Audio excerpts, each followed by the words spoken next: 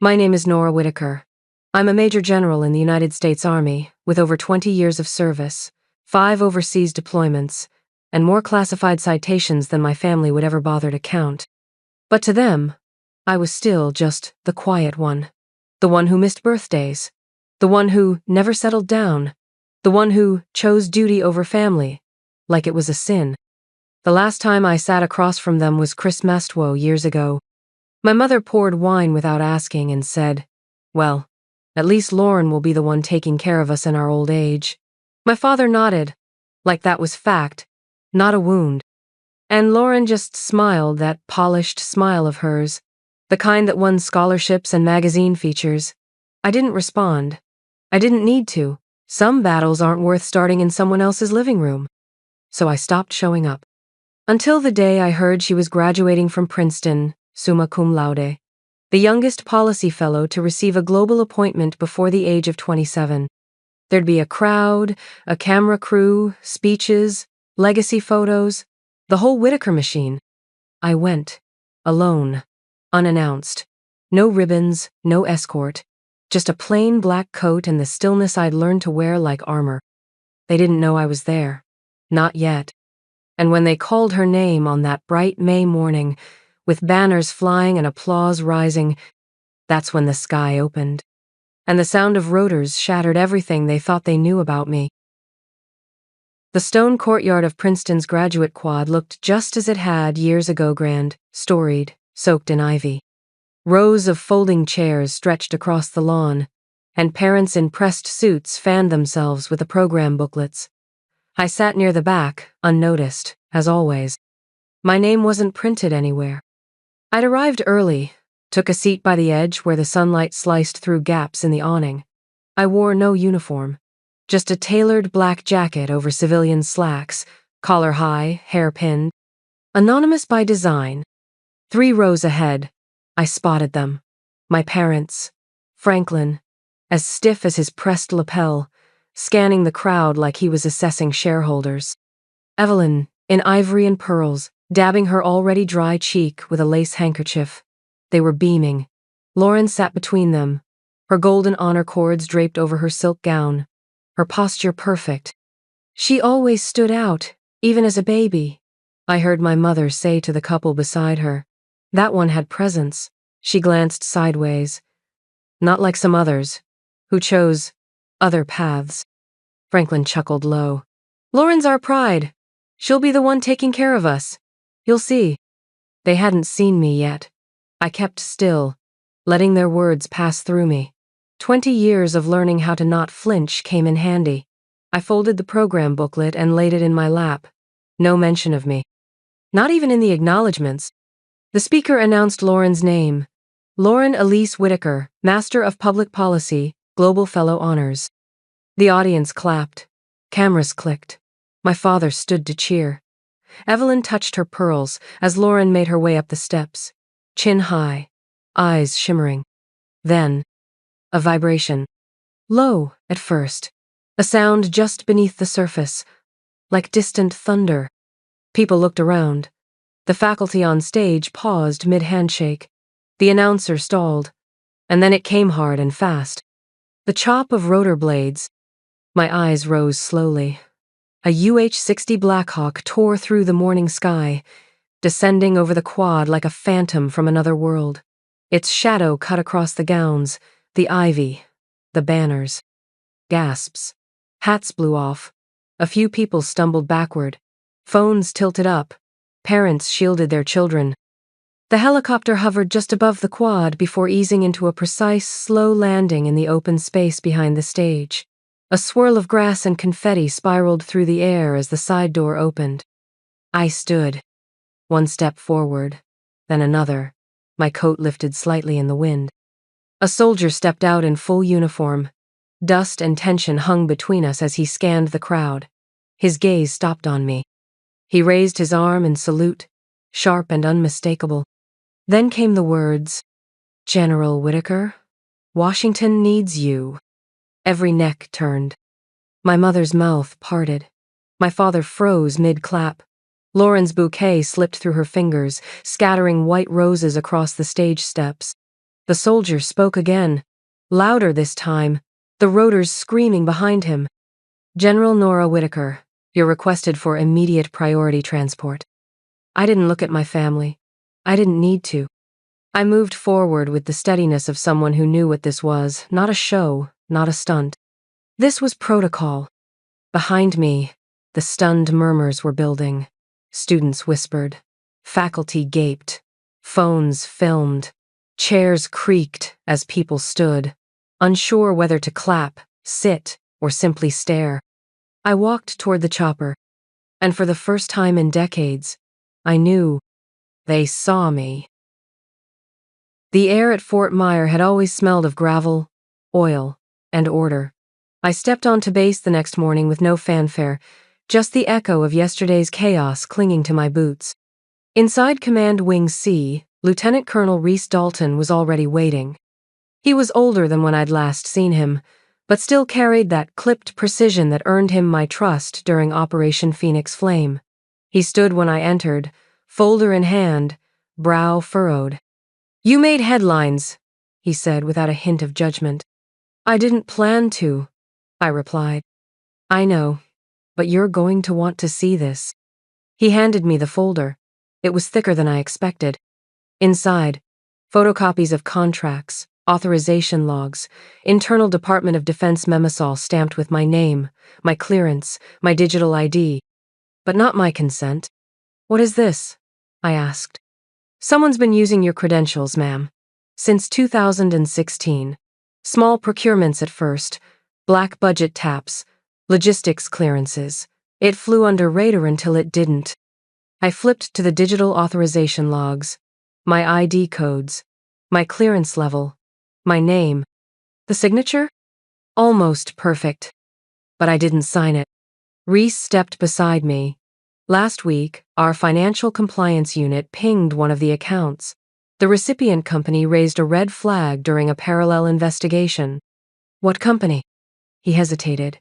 "Meridian Impact LLC. I stilled. "They were flagged for overbilling diesel shipments in Djibouti. I wrote a memo on them in 2019. "I know," he said. "That memo's in the file. But someone reopened dealings with them under your ID." I stepped back, jaw tightening. "How much?" "Initial transaction. 750, zero. But it was part of a series. Multiple funds, staggered across 3 fiscal years. Total. Estimated misuse upwards of 17 million. My spine stiffened. Reese reached into the folder and pulled a single page, sliding it toward me. "This account," he said, tapping it. "It was opened in 2017. Secondary beneficiary listed. Lauren Elise Whitaker." I stared at the name. The breath left my lungs like it had been yanked. Reese raised his hands. "She may not have known. But whoever created this trail, they were inside your life." I turned away, one hand gripping the windowsill. Outside, soldiers jogged across the quad. Life moved forward. But in that room, time had collapsed. "I need a lawyer," I said. Reese nodded. "I've already contacted someone. Angela Ruiz, civilian, ex-JAG, specializes in military identity theft. She's handled cases like this. Sharp as hell." "Good. Because this isn't just paperwork." He understood. "This is war." Oof. Angela arrived 2 hours later, soaked from the drizzle but all business. She peeled off her coat and laid out her briefcase like she was unpacking a surgical tray. "I've reviewed the files," she said without preamble. "This isn't just misuse, it's constructed fraud. The signature? Digitally generated. Clean, too clean. No pressure points, no pen drag. That software, possibly Signif Pro, banned for military use." She tapped the page where my signature glowed beneath the header. "This is forgery," she said. "Federal under 18 U.S. Code Section 1028. But it gets worse." She opened her laptop and pulled up a document trail Reese had retrieved. On screen, a fax from 2016, sent from a residential address in Arlington, Virginia. The sender? Franklin Whitaker. I didn't speak. I didn't blink. Angela continued. He claimed power of attorney on your behalf during overseas deployment, used your deployment to justify financial proxy status, then rerouted funds through a shell company. He said I was unreachable? I asked. She clicked again. A WAV file opened. Audio crackled. She's deployed. Doesn't need to be involved. I'm her legal proxy. She trusts me. My father's voice. Clear. Calm. Calculated. Angela paused. If we verify chain of custody, this is admissible. I want to press charges, I said. Publicly.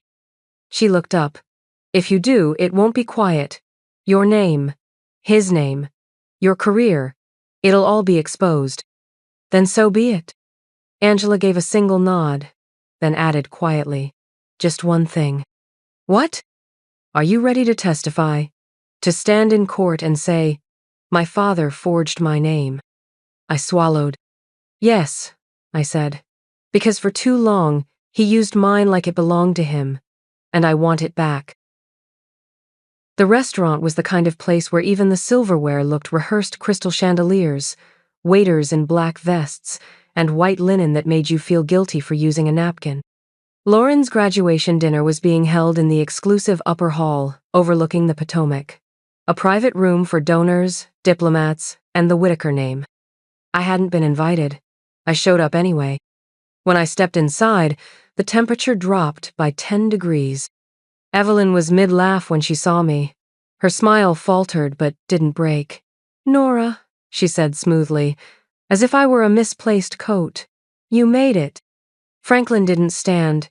He just nodded, slow and unreadable. Lauren turned, wineglass in hand. Her mouth opened slightly, surprised but not angry. Not yet. I heard there was champagne, I said, removing my coat and folding it neatly over my arm. Didn't want to miss the toast. Evelyn gestured stiffly to a seat near the end of the table. I didn't take it. Instead, I reached into my clutch and pulled out a small black velvet box. Simple. No logo. No ribbon. I slid it across the table toward Lauren. She blinked. What is this? A gift, I said. From one Whitaker to another. She opened the box slowly. Inside was a sterling silver bracelet plain except for 11 engraved characters along the inside band. 13 Bravo 62, Nora. My deployment ID. Her brow furrowed. What does that mean? A reminder, I said, that names matter, and that even when buried, some names leave fingerprints. Franklin set down his fork. This isn't the time for cryptic lectures. I turned to him. Actually, it's the perfect time. Lauren glanced between us. What's going on? I've been reviewing some old paperwork, I said. Meridian Impact ring a bell? Franklin didn't flinch. Should it? Evelyn interjected quickly. Nora, darling, we're celebrating tonight. Let's not dredge up. Dredge up what? I said, still looking at my father. Because I think it's time we did. He reached for his water glass, but his fingers trembled. Just slightly. Barely noticeable unless you'd been trained to spot it. I let silence do the rest. Oof. Back at Angela's office the next day, we stood around what we'd begun calling the war table. 2 whiteboards littered with dates, arrows, contract numbers. On the table, evidence files, chain of custody forms, server logs. We're close, she said. Deborah Chan agreed to meet. She was Meridian's accountant? I asked. Senior one. Left the firm in 2021. She kept records copies of the original faxes. Angela smiled without warmth. Including one sent from your father's office, with your forged signature already applied. Reese leaned forward. She asked Franklin at the time whether authorization should be confirmed. He told her, quote, "It's already cleared beyond your pay grade." Good, I said. She'll testify? She's scared, Angela admitted. But she's willing. Later that afternoon, in a quiet downtown conference room, Deborah Chan arrived carrying an old laptop and a stack of folders. Her hands shook, but her voice didn't. I don't know who Nora Whitaker is personally, she said, but I know someone stole her name. She laid out the fax logs, the financial entries, and the metadata traces. The dates aligned with my overseas deployment records. The documents were signed before they were dated, an old fraud trick.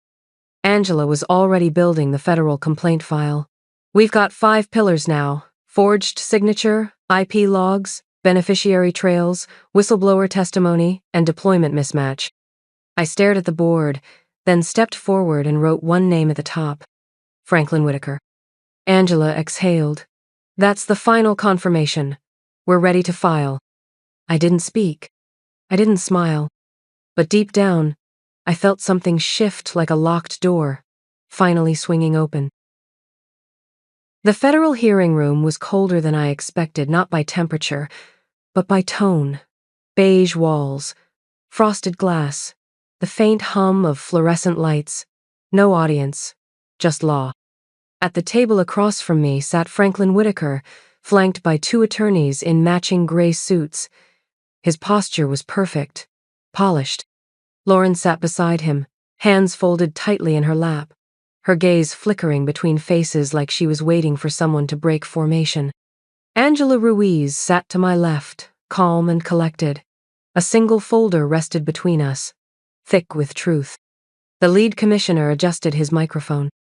This preliminary review will determine whether formal federal charges will be pursued regarding allegations of identity fraud, financial misconduct, and impersonation of classified military authority. Major General Whitaker, you may proceed. Angela stood first. Her voice was deliberate. Between 2016 and 2021, Franklin Whitaker knowingly used his daughter's name, military credentials, and security clearance to authorize a series of fraudulent contracts. These contracts resulted in the unauthorized movement of federal funds, primarily through a shell company known as Meridian Impact, LLC. She handed over Exhibit A, a digital printout of the contract metadata. It was digitally signed, Angela said, but the signature was engineered, not handwritten. The software used Signif Pro has been banned for military contracts since 2015. The commissioner nodded. Continue. Angela submitted the audio file. We all heard it. She's deployed. Doesn't need to be involved. I'm her legal proxy. She trusts me. Franklin didn't flinch, but his jaw set tighter. Angela tapped the table once. That is the defendant's voice, submitted as part of a Department of Defense audit flagged in 2017. It was never elevated. We are now elevating it. Silence. Taut and surgical. Lauren's breathing had changed. Shallow. Rigid. Her hands curled around the edge of the table. Angela pulled out the final page. This document shows a secondary beneficiary for one of the Meridian accounts. Lauren Elise Whitaker. Lauren turned sharply. What? Her voice cracked. She looked at the page. Her name typed beneath mine. Clear. Undeniable. You used me, she whispered. Franklin didn't answer. Angela spoke instead. Whether she knew or not, Mr. Whitaker positioned his daughter as both victim and shield. The money passed through accounts tied to her name. That makes her a witness and potentially more. The commissioner turned to me. General Whitaker, would you like to make a statement? I stood. I served overseas while this was happening, I said. I was in Eastern Europe, Northern Africa, Afghanistan. I returned each time to silence. No one in my family asked what I'd seen, or what I carried, but they used what I'd earned. My voice didn't shake. I came home to find debt in my name, contracts I'd never signed, and a family that spoke my name only when it was useful. Not when I needed them, only when they needed me. Lauren's eyes were on the floor now. She hadn't said another word. Angela sat again. The Defense Department has provided matching deployment logs, verifying that Major General Whitaker was not on U.S. soil during the timeframes in question. She had no access to domestic systems, no legal means to approve these transactions. The commissioner folded his hands. This session will reconvene in 72 hours for final determination. Until then, all parties are instructed not to discuss proceedings publicly. The gavel dropped with a hollow thud. As people stood, chairs scraping the floor, Franklin remained seated. He looked not at me but through me. The way a man looks at something already slipping away. Lauren turned. For the first time, her eyes met mine with superiority, not with sarcasm, but with something close to grief. She reached out and placed her hand lightly on mine. "How long have you known?" she whispered. I didn't answer. I didn't need to. Because in that moment, she understood. Some truths don't explode. They unravel quietly, and all at once. 1 week after the hearing, the Justice Department made it official. Franklin Whitaker was indicted on 4 federal counts: identity theft, impersonation of classified personnel, fraudulent misuse of military access, and financial embezzlement through government-linked shell firms. His assets, over $17 million in diversified holdings, were frozen pending review. His name was stripped from advisory boards, alumni foundations, and private equity boards across the East Coast. The man who once signed my name with confidence was now required to explain under oath why he ever thought it belonged to him. But they didn't print my name, not in the headlines. I asked Angela to keep it out. No interviews, no press conferences, no TV panels dissecting my trauma for content. I didn't want fame. I wanted silence. I wanted the record corrected. 3 days later, I stood beneath the vaulted rotunda of the Pentagon's Hall of Honor. Rows of polished shoes and full-dress uniforms lined the room. The Distinguished Service Medal was pinned above my heart, the light catching its edges like the truth itself undeniable. When I stepped to the microphone, I didn't talk about deployments, or medals, or what it cost to come home and find my name broken open like a vault. I said, "I am not the legacy of a man who used my silence for personal gain.